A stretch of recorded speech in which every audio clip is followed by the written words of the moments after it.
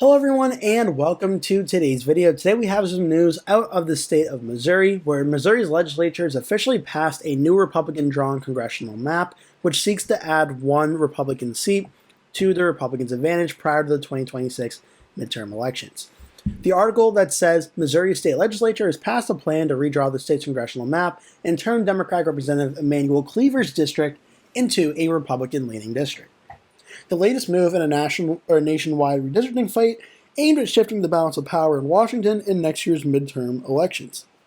Just weeks after Texas successfully passed maps aimed at netting Republicans up to 5 more congressional districts, Missouri's State House and Senate convened in a special session to redraw the lines to benefit the GOP. They had far less room to grow than Texas Republicans did, given that 6 of Missouri's 8 U.S. House seats are already represented by Republicans. But the new map will carve up Cleaver's district in the Kansas City area and in the hopes of creating one new red seat there. In between Texas and Missouri moves, California Democrats voted to place a measure before voters this November to temporarily override the state's independent redistricting commission and draw new maps that could result in a gain of 5 Democratic seats. And this is a note just from me here. In the early polling I've seen thus far, that measure does seem to be pretty popular in California, so I would expect that to pass and the Democrats could get an extra 5 seats for 2026 as well. Missouri Governor Mike Keogh, a Republican, is expected to sign the new map into law. Keogh called the special session as President Trump urged Republican-led states to embark on a rare mid-decade redraw aimed at shoring up his party's majority in the House for 2026. The new Missouri map passed with little legislative opposition, while Democrats and outside groups vehemently opposed the plan and launched protests in Jefferson City this week. They didn't have the numbers to jeopardize the GOP plans, and the bill quickly sped through both chambers this week.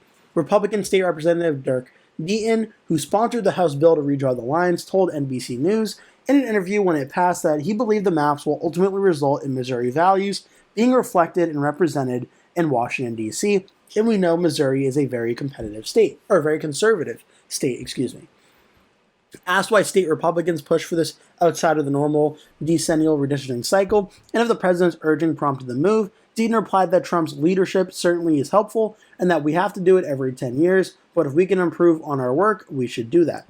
State Senator Brad Hudson, a Republican pushing the bill in the upper chamber, noted the mid-decade redistricting is not something that happens all the time, he told NBC. It's important to note that this is something that we can do. It is certainly within our power.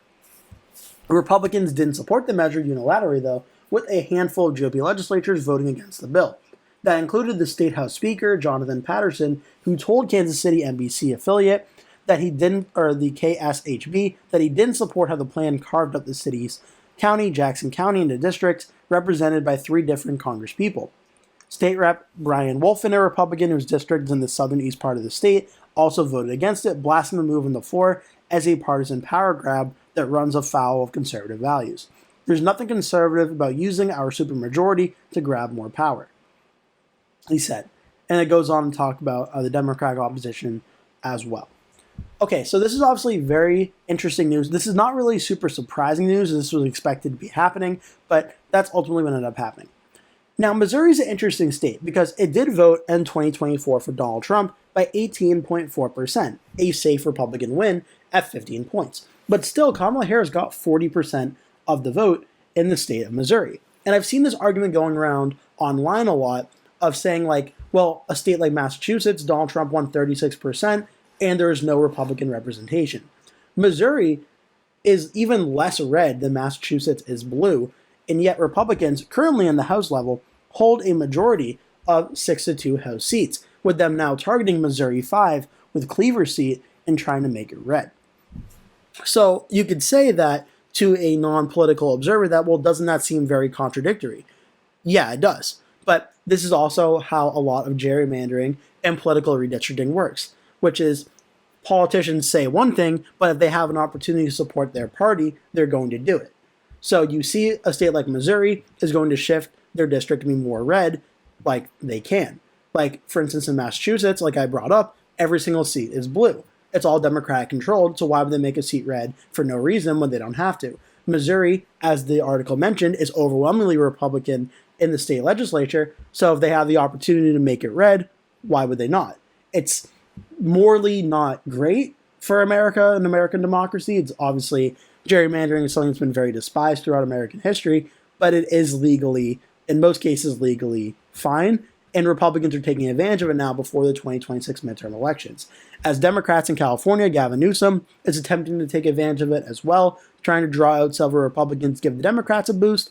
Democrats have already really done so in Illinois. They already have it, but they are trying to take advantage of it potentially even more. So this really happens in pretty much every single state, or in every single state where they can. There are some states where it cannot happen because, for instance, the governor, the state legislature is one political party, and the other party, or the other party controls, say, the state Supreme Court, so they would essentially veto and overrule anything like that happening. Like I do believe is the case in Pennsylvania. The map is like relatively pretty favorable for the Republicans, where the GOP holds 10-7 of the House map, even though at the state level, the presidential race, it voted Republican by 1.7%, so it's essentially an even split. But again, I believe the Supreme Court is Republican majority there. So gerrymandering, there's a lot to think about it. Not a super well-liked practice, but it's one that both parties absolutely do. The difference is this time, Republicans are the ones going on attack and blatantly doing it. The Democrats are saying, how can they do that? That's not fair. Even though the fact is, both the Democrats and the Republicans do it. It just depends which serves their political party better for the situation that they go after each other. That's the kind of objective truth on this. This isn't saying that Republicans do it and Democrats don't, or Democrats do it and Republicans don't do it. The truth is, both do it the exact same. They just do it when it's most advantageous for them. So with the Republicans now redrawing this map, they're going to get Missouri 5 onto their side. So we can go to the House map for Missouri on 270towin.com here, and we can add the map. We can add the 5th district to the Republican category. I'm just going to leave it as likely Republican now, just to show you what it would look like. This would give the Republicans 7 of Missouri's 8 congressional seats, with only Missouri 1, with Democrat Wesley Bell being the Democratic seat in Missouri. As for the overall consensus rankings for 2026 right now, this gets Republicans up to 213, Democrats are at 201.